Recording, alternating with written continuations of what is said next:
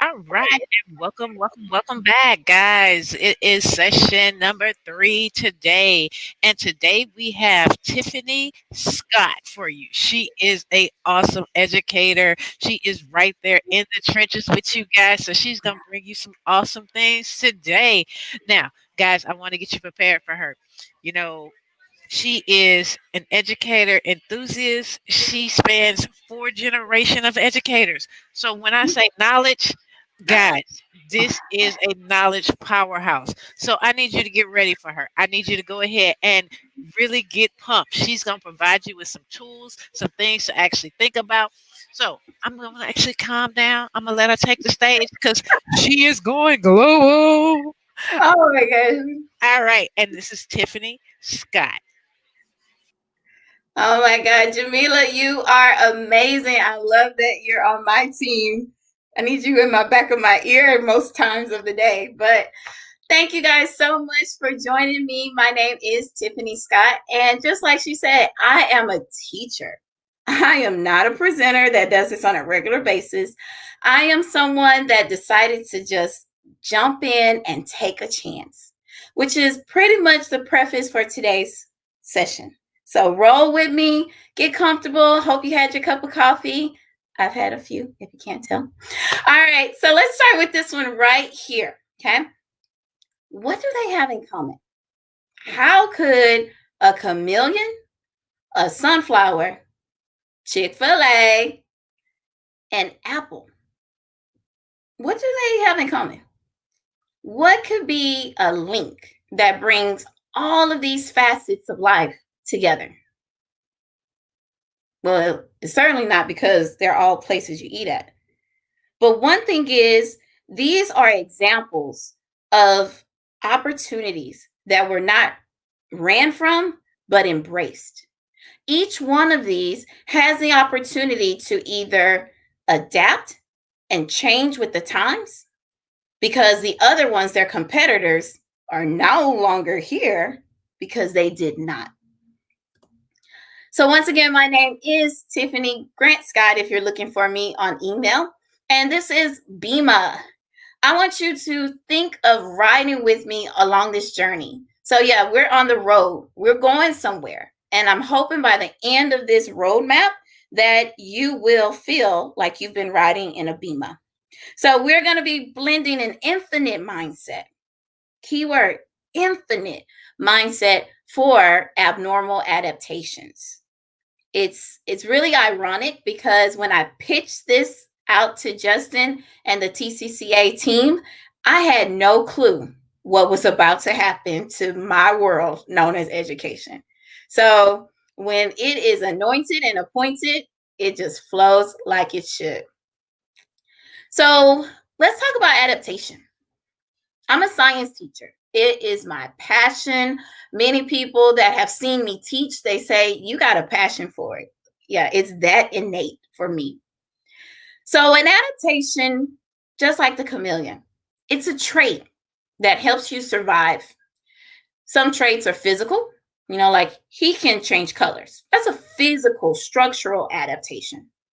But then there's the ones we have, which are learning behaviors that we could adapt to, mindsets, choices, opportunities that we could either run to it or run away from it.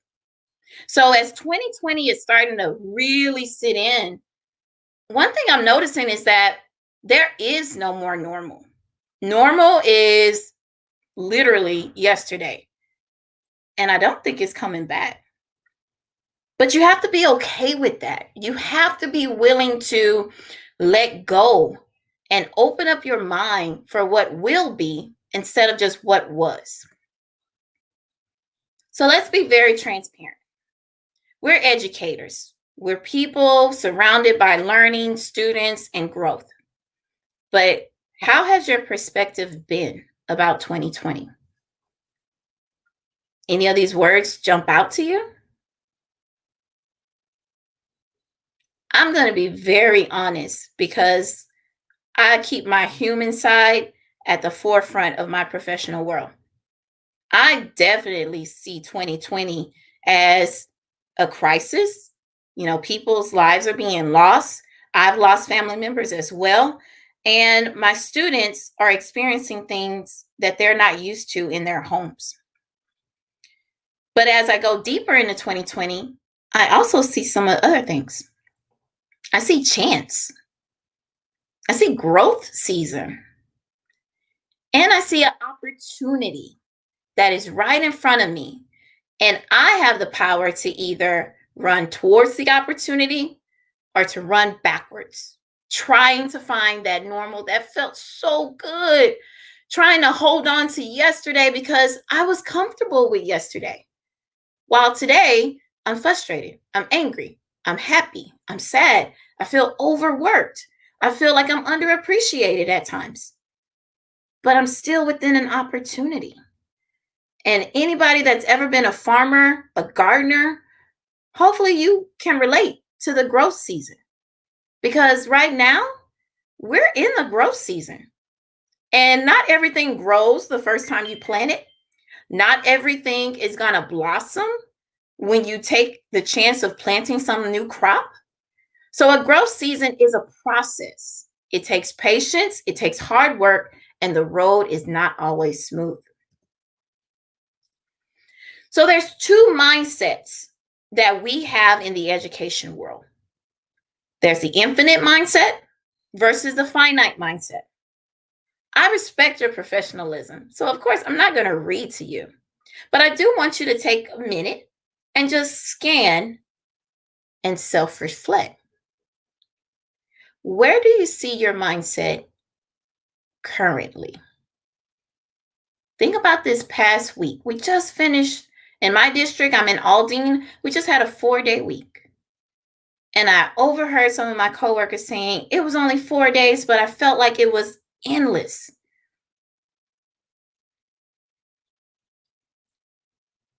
I'm going to be transparent. Finite mindset has been something that I was used to. I was playing to win. One goal, the goal is I want my students to pass the STAR test. Sound familiar? I want my students to have high performing numbers when they take their benchmarks and their DCAs, their common assessments. But notice that's one objective. What happens after that? Where are they going next? So we are going to embrace the infinite mindset, the one that has no ending, the one that has no finish line, just those mile markers or those stepping stones going up and up and up and up and up. This is the innovation that has no limits, no boundaries. You can start on level 1 today and you can go to level 1,000 and beyond. Check that word, infinite. To infinity and beyond. That's where we need to take our kids, not just for today, but for beyond today.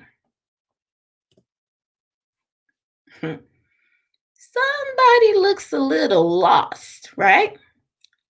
Maybe you feel like him.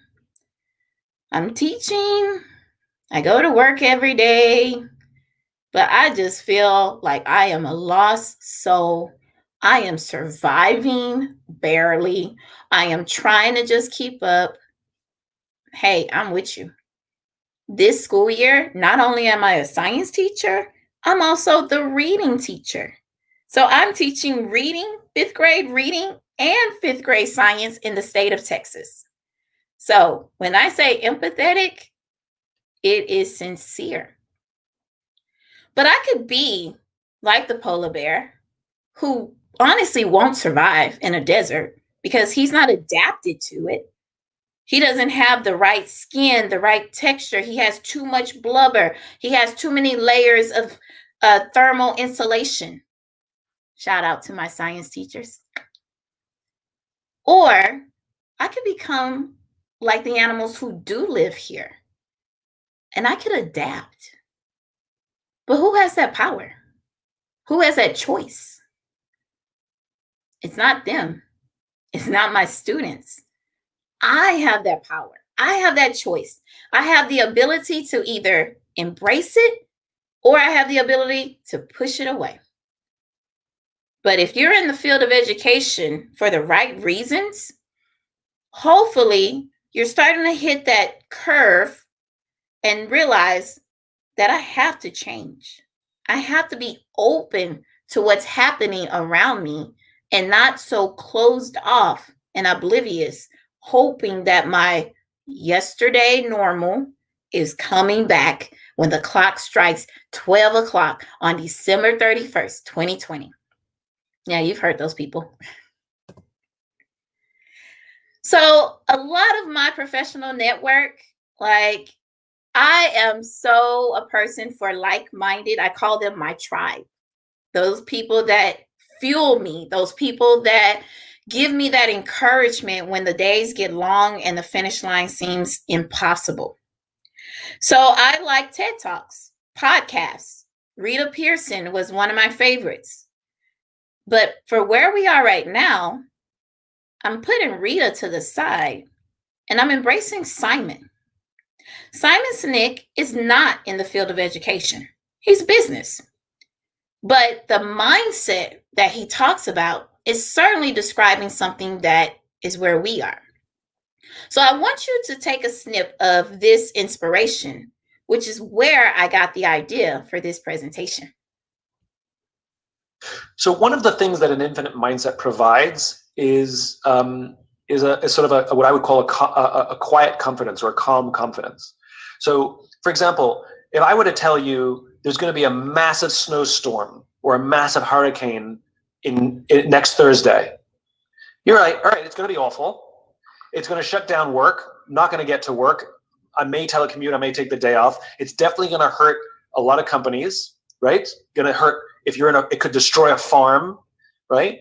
But we've had lots of hurricanes. We know how to deal with it. We know how to prepare for it. We know there's going to be a short-term hit, and we know how to ride it out. Right. Well, most of us live 70 to 80 years old. Imagine if we lived for 1,000 years. This would be like the 6th or 7th pandemic that we faced in our lives. We know it's going to hurt. We know it's going to, but we know it's going to be over, and we know there's going to be pain, and we know how to prepare for it. Yeah. So what an infinite mindset provides is it helps you see what we're going through now, not as the end, but rather just part of the journey. Like it's hard and it's difficult, but there is a light at the end of the tunnel. We're in darkness, but we know this comes to an end. We also know that life will not be the same afterwards. This is like World War II. It's like the way life was before World War II is not what life was like after World War II. The way that life was before this pandemic will not be what it's going to be. When we talk about going back to normal, there is no going back to normal. Yeah. As a friend of mine called it the other day, which I like, we're going back to abnormal. Yeah, yeah. It will be different. We don't really know how. But this is what's really important to remember is this is not without precedence, which is we have gone through things before that have shaken the business world, sometimes forcing companies out of business. What do you think the internet did? I mean, the internet, put a lot of companies out of business who couldn't adapt to a new business, to the new change, and it created new businesses. And some businesses were forced to adjust, some proactively and did very well, some defensively, and they're still trying to figure it out. Streaming put all video stores out of business. Didn't have to, but it did. Starbucks, when Starbucks would come into a neighborhood, people would complain that Starbucks would put mom and pop coffee shops out of business. Actually, the data shows the opposite, that when Starbucks moved into a neighborhood, mom and pop coffee shops actually did better because it brought customers and people had a groundswell for the local business. The ones that went out of business were the ones that couldn't adapt. Mm-hmm. They still had that old ripped up couch because they had a monopoly on coffee shops. And when Starbucks came in with nice clean stores, they simply complained about Starbucks and they went out of business. It's like taxis complaining about Uber. An app doesn't put you out of business. You can have an app to hail a taxi. Yeah. It's because you have you have to adapt for the changing times, for new technologies, new companies, new competition, new ways of doing business. And if you don't adapt, you die. Now, that's not universal. Some companies, like video stores, some companies, this is just too much to bear, and there's very little we can do. But to think of this in terms of what skill sets do we have, what is our why, and how else can we bring that to life? This is way more sudden. than the internet. It's way more shocking. It's way more unnerving, but it's not new in business. We know how to do this. I read of, I'll tell you two stories. There's a restaurant in New York City called Res Dora. It's a pasta restaurant. It's a relatively new restaurant. It's only been open about 9 months, so they're still making a name for themselves. And of course, when New York City issued the order that restaurants could only be 50%, these guys saw the writing on the wall. They could see that this is going to get worse. Right. So they immediately started to adapt their company. So instead of firing all the waiters, saying, well, we don't need waiters anymore, they changed everybody's job. So all those same waiters are now packaging food and organizing online orders and call-in orders, which, by the way, they had to develop. This is a high-end restaurant. They didn't deliver food. They had to immediately figure out how to do that. Mm. But the point is everybody kept their job because they changed their jobs. Yeah. So just as the company had to adapt, the people had to adapt as well. The people who said, well, I'm only a waiter, well, I got no job for you. Yeah. And so what we're experiencing even in our own company, which is we're forced to adapt. We do live events. Well, that doesn't exist anymore. So if I have somebody on my team going, I'm only going to do live events, well, I got none for you. Right. So we have to adapt as individuals as much as we have to adapt as companies. I tell you of another pizzeria in Chicago. Of course, 70% of their money came in from selling slices. Well, that's done. Yeah. Not sustainable. Yeah. So what they recognized is they have assets. They have resources. They have a pizza oven. And so what they did is they started ordering medical grade, industrial grade plastic that their oven was hot enough to heat. And they started making face shields to sell to hospitals. Wow. So they're using their pizza oven to make face shields because they can get the oven hot enough to melt the plastic. Wow. I mean, genius. Yeah. Now, when this is all over, they may go back to selling pizzas, or they may have two businesses.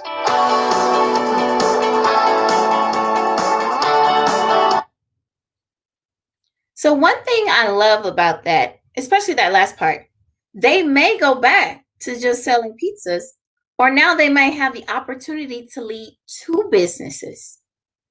So even in our world, education, I'm one of those hybrid teachers. I spend part of my day teaching students face-to-face, and I spend the other part of my day teaching virtual students. Eventually, I know I'm going to be doing them simultaneously, because the truth is the abnormal will be the new normal. But let's set the context. This is 2020. This is the reality. Anybody in the classroom, you probably have the same view on a daily basis. Those that might be removed from the classroom, take a walk down the hallway and see. This is what they look like. But if you were to describe it in words, we actually have the future and the past coexisting in our present state. Check out that picture on the far left. That is certainly a blast from the past. Straight rows, facing forward. Only the teacher in front. Everybody is focused on the teacher. She's the end all, the be all. There is only the teacher. That is not the kind of classroom that I got into this business to recreate. Because education is not just a business. Education is the cultivation. Education is the opportunity of architecture. Human architecture, that is. So I don't want to go all the way back to that past, because I learned in that classroom. That is what my classrooms look like. How I remember feeling: bored, burnt out, hated going and only watching the clock. When is this over? And I certainly feel like I had no control. I was always under the teacher's authority, always the teacher. Every decision, every choice, every answer had to go through the teacher. But when you look at that picture on the far right, that's where we were going. That was kind of like what spring looked like. We had cooperative learning, we had collaboration. Technology was becoming more of a daily tool as opposed to always pencil paper. But now we have this bridge where we don't have all the kids in front of us in the same four walls. Because of technology, we have students learning remotely at home while other students are sitting inside of a classroom. But of course, those in the classroom, you have to follow CDC guidelines. So they can't be collaborating too close together. They have to maintain social distance, wearing a face mask, sanitizing frequently. The battery of things. So what do? Do I simply abandon where we were going and take a step all the way back to the past? Or do I take on a different mindset? And a mindset that has the ability to go from finite, only one way, to an infinite mindset, seeing that there's possibilities to do something new, something that's never been done before, and the opportunity to craft and really take advantage of human architecture. Recognize that background? Hopefully you do. But one thing that she said, because I'm a science person, like anything science just jumps out at me. I'm always just drawn to it like a moth to a flame. Just because it works doesn't mean it can't be improved. So, normal was working for me. I liked it. But you don't have to stay there. You can improve. Your class can improve. Our students can improve. So someone asked me in my first session about my professional learning network. Like, how do I choose people that I surround myself? And honestly, I choose not always as in I make the choice, but the choice chooses me. I want people that have the same common goal. I really don't like toxic around me. I understand that we might need to vent here and there, especially this school year, right? You got to vent. You need an accountability partner so that you can release it and leave it. But I look for people that have a common goal. We get into education. We got into education for this reason. We're the kind of people who see the education from the past and realize there is an opportunity for a change.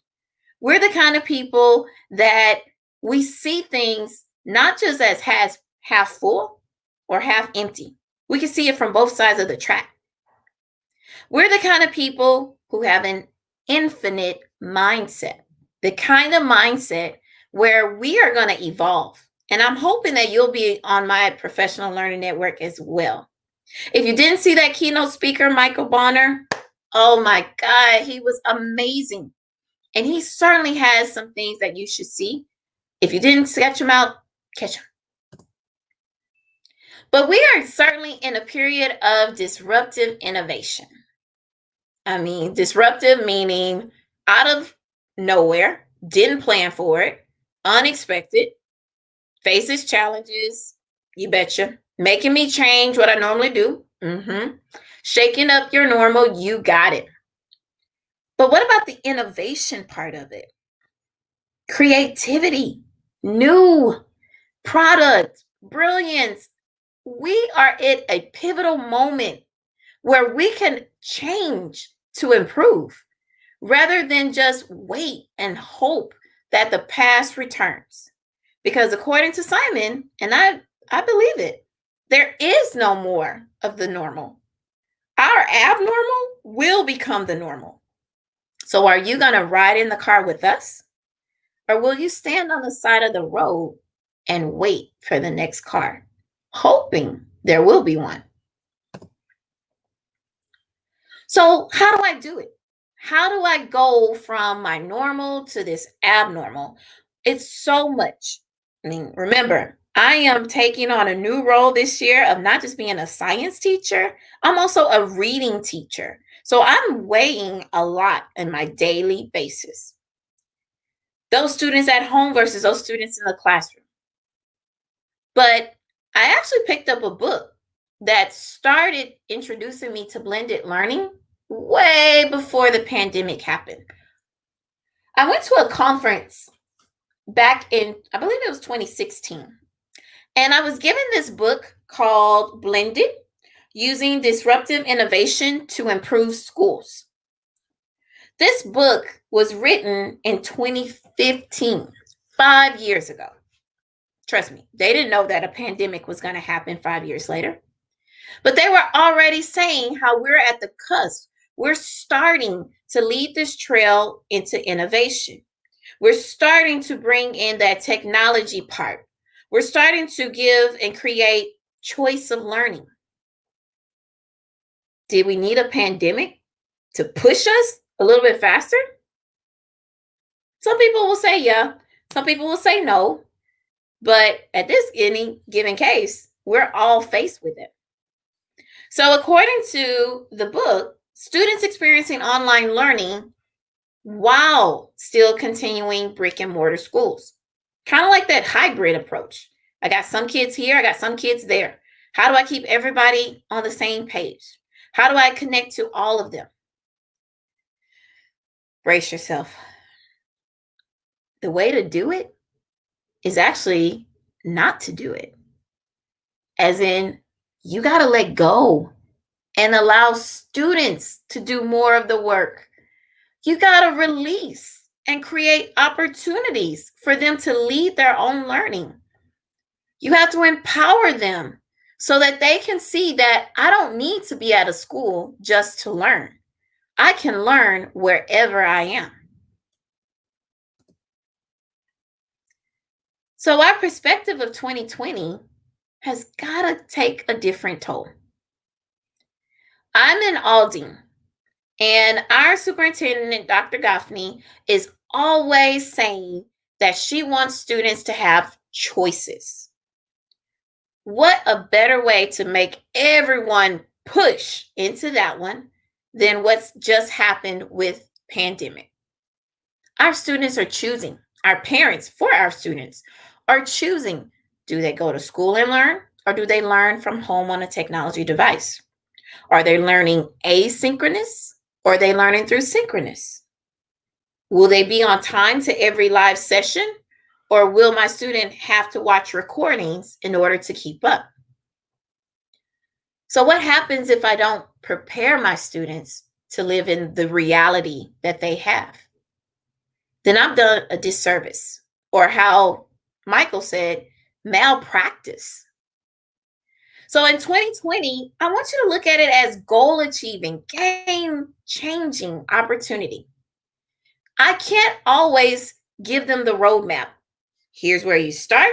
You follow this line. You're going to stop right there, and there's where you land. I can't do that anymore. I'm doing a complete disservice to them. Instead, I got to teach them how to find their own. Remember that old saying? Feed a man a fish, he eats for a day. But teach a man to fish, you got it. So we've got to show our students, model our students, facilitate in the classroom, digital or face-to-face, that learning is yours. It's not mine. I might be the teacher of record on paper, but in this classroom, amongst your peers, you all have the opportunity to teach. You all have the opportunity to lead. How do I do it? I can't stress enough. Let go. A lot of us, we're burning out. We're already feeling like it's May and it's just October, right? Maybe it's because we're so fixed on holding on the way it was, the way I used to do it, the way I've always done it. So now I'm trying to make the way I've always done it fit into this new reality. Let it go. Set bones, not muscles. Give them the framework and allow them to fill in. We're going to talk through that. We're actually going to walk through some processes of how to do that. Remember, your students are small humans and not just students. Let me explain that one, because it doesn't make sense when you just read it. Take account. How many times do you like it when you're micromanaged? Or maybe you want to make choices, but you're told you have to do it this way. Or you have that creative spark, and then someone says, no, this is the way it needs to be done. Are you invested anymore? Do you really feel like you want to do it? So just like you have those feelings, our students have those feelings too. Take the farmer's mindset. He goes through that growth season. So sometimes he's flowering, and sometimes he's having to crop. Sometimes he's having to replant, because not everything is going to be gold. The growth season is a process, and we are currently living in the growth season. But just like a farmer, he knows that after the growth, the harvest is soon to follow. So let's talk about how to do it. How do I do it? Especially in like a science class or even a social studies class. If I haven't told you before, I've been exposed to a lot of different facets. I've been a science teacher, social studies, reading teacher currently, middle school teacher, elementary teacher, intermediate teacher. I've been in the classroom. I've been out of the classroom. So I understand the need to be flexible, to adapt. And one way to do it is to embrace the infinite mindset. So let's start with some of the easier ways to jump in, especially with our world today. So you're a face-to-face teacher. They're in the classroom. They can't sit together in a group and do table talk. But who said they couldn't have healthy debates? Let them lead the class conversation. How many times do you give a start here task or a warm-up question, and the timer goes off, next voice they hear is yours? Let go. Why not empower the students to share freely? When they disagree, don't jump in. Instead, jump out. Allow that conversation to just unfold. I don't got time for that. My class schedule is this. But why did you get an education? Did you get in it for you, or did you get in it for them? In my professional network, I got into it for them. So I got to teach my students how to have healthy debates, how an argument doesn't always have to lend to a fight, but it could also be a moment to value differences, to respect opinions. And ultimately, when you really do it right, you get peer tutoring. You get cooperative conversation. You get whole group engagement. Because what happens is it might start with 2 people, but as more are listening in, they might feel validated and they want to chirp in and participate. Or those that recognize they didn't get it right, now they want to listen more because they want to understand why.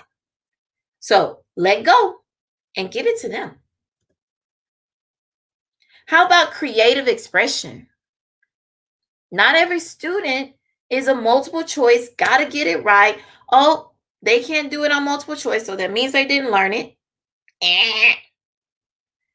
You got to let them choose how they show you. Give them choice, give them voice. You can still measure and assess. So one aha I've already had this year is the fact that I'm a reading teacher. And students they kind of don't jump into reading the same way they give me science, if you know what I mean. But then I do have those students who get fired up. They are ignited when I say it's time to switch to reading. So how could I bring them into science? I got to give them a way to bring it in. Don't tell them, give them the choice. Set bones and not muscles. So one way I do it is that Flipgrid. I let my students make presentations, talk. So they're using linguistic accommodations and speaking and listening. I even let them show off their work, considering CDC guidelines. I let them show off their work in their notebook so that they could actually show others what they did and how they got the same context, but how they expressed it is their reflection. One time I gave my students an opportunity to write a poem. Who would have thought we're writing poetry in the middle of a science lesson? But it's possible. You just have to be willing to let go and allow students to use their freedom of choice. You don't like being robbed of it. So remember, they are humans too. And where does it start? It starts with you. You kind of be willing to just kind of let go. Be willing to show your human side. I remember growing up where teachers didn't laugh. They did not laugh in the classroom because everything was so like this. It was structure, structure, structure. Let it go. Let it go. Because it's not about structure. It's about empowering students so they can then leave for the next year. So I rap with my kids. I recite poetry in the middle of me teaching a science lesson. When we're doing reading, sometimes I'll show connection to science, even if it's in the text that we're reading. So you got to show and model. Let go and let them lead. Here's a real popular one. Choice boards. Some people love them and some people hate them. Some people embrace them and some people run from them. I got to give a shout out to Miss Stacy Stallings for this one. I was one of those teachers that ran away from it, but she introduced it to me in a lower level and then showed me how to build up to it. So let me show you the one that she actually introduced me to, which is how I got to the lower level. It was not a whole lot. It was actually just a few parts. You know, you don't want to start off too big. The keynote speaker, he did a great job pointing that out. All the technology applications that we are being thrown at right now, you can't do them all. It's not possible. You shouldn't be doing them all. But what you should be doing is you should be able to just start somewhere. Okay? You want to make sure that they could actually see that I started with just a video. But then I gave them choices. I said we could either conduct your own experiment or you could play a game. So I wanted those students that might feel comfortable with choice to go along with choice. And those that maybe are not feeling so well with choice, they have another way to do it. So your choice boards don't always have to start off so big. They can start off small. And then once you embrace it, once you feel like I have it, I got it, then you could actually go bigger and you could show them the other types of choice boards, the ones that have so many options and so many possibilities that it really is endless. So how do I do it? How do I start? I've never made a choice board before. You start with just a little and then you build over time. You start with a little and you build over time. So currently, this is how my choice boards look. I got something pretty much for everybody. My gamer, yeah, my writer, my students that might just need multiple choice because they don't feel comfortable with freedom and creativity. And then I even have activities for them to do at home. So that way they don't feel like I'm only learning when I go to school. Or those students who are at home because their parent chose it and they're having a hard time understanding why I can't go to school. So we have to model and teach them that school is everywhere. Learning is everywhere, but school is just the building where we learn. So I've been coining this phrase this year a lot. I've been saying science is everywhere. Can you prove it? Science is everywhere. Can you prove it? Because if they don't see the connection, then all I've done is taught to a test. And I refuse to be that teacher that only teaches to a test. I want to be that teacher that teaches them how to learn for the long term. That teacher that shows them that learning is not just within four walls and only the teacher, me, can give them the answer. So remember, it doesn't just start with you. It starts with them, but you have to have the right mindset to lead them into that road. Here's one for all my science teachers out there. Inquiry and investigations. But I do experiments. I give everybody this, I give everybody that. They have the same directions. That's different. When we're talking about inquiry and investigation, it means let go. They don't all need to use the same materials. Let them choose what materials. So when we had to do summer school in my district, we did summer camp. I actually challenged them every time to show me how this lesson is at home right now. So my students had to go around and find, prove, teach me that forms of energy was in their house. Every day I taught the lesson from a different part of my house. So I was modeling from my living room when we learned forms of energy. I was teaching from my kitchen when we did physical properties and matter, because I wanted them to see that science is at home, just like I was at home, just like they were at home.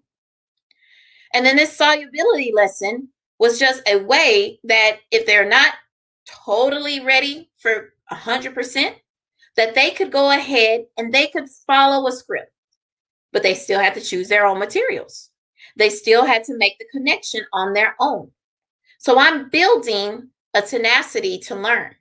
I'm cultivating students that will lead their learning, not just for one day in my classroom, but for years to come and ultimately in their life. So let me ask you, 2020, I could keep that old mindset and see my professional world as still a crisis going down the drain and only problematic. Or I can embrace the infinite mindset, one that has no boundaries, no limitations, one that has a chance to blend learning in a way that has never been done before, totally disrupt everything with creative innovation. So I don't know about you, but I'm not going to let that problem just weigh on me any longer. Just by doing this with you guys, I feel more empowered to take the next days ahead of me. I was telling the team this morning how just having this opportunity to share and ultimately hoping that I inspire someone else to just keep going. Don't quit. The road ahead, it does have challenges. But just like any good farmer, you keep going through the process and your harvest will come. A new awakening will come. According to Simon, you could stay one business, or this is our opportunity to create two businesses. Instead of just being a face-to-face teacher, you could now say, I am a virtual teacher. I know how to teach students remotely as well as how to teach students in the classroom. I am no longer just a person who gives them a script. I am now cultivating and building students where they lead their learning. So I want to roll on the opportunity. I'm not going to let the problem roll over me. So where we're headed is still unknown. It could change tomorrow. We might not even be able to finish this conference. Everything can change in the blink of an eye.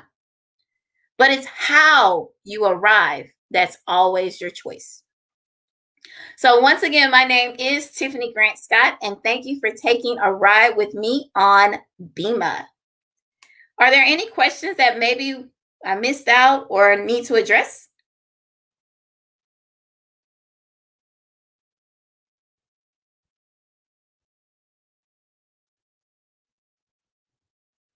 Well, once again, thank you so much for joining us. I truly appreciate each and every one of you. And if anything, I hope you felt inspired in this lesson today, this session. You can follow me on Twitter at TiffanyGS85. And if you haven't looked at the bottom, there's your super secret code word. Super secret code word is inspire, which I hope I did that.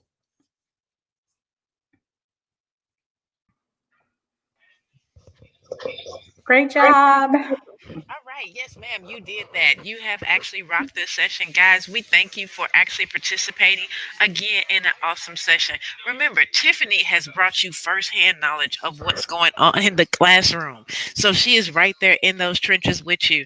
She is not a full fledged presenter, although she was an awesome presenter. So I got to give kudos to that chick because she actually blew my mind because she actually said the things that we've all been thinking and feeling, and she has shown us how to actually embrace that and look at it as, guys, we're not going back. That's gone. This is that new normal. We've always been talking about shifting that mindset. Well, now she said, go ahead. Stop thinking about shifting. It's an infinite mindset. Let's go ahead and put it out there, and this is what we have to live. God did not make this situation for us to be fearful of it. He brought us into it, and He's going to bring us through it. But we have to go ahead and embrace it. So, guys, I want you to make sure that you follow Tiffany. She can actually still bring light to you. So, right now, we are the light of these children. So, we have to make sure that we're actually bringing that and blessing them with what we have. So, start thinking about that blended mindset, that blended model that you can actually do, that hybrid teaching. Guys, this is an awesome time. Education is still a fun industry. We can still make education powerful, impactful, and still fun for our students. This is where that light still shines and beams in their eyes. Let's make it that way, even though they're, at home learning or they're in the classroom learning and we're actually in another room teaching. We can Right. still actually bring all that together. We're actually here, TCCA, providing you with industry specialists right now that are actually sharing into you the tools that they're using to actually make these things happen.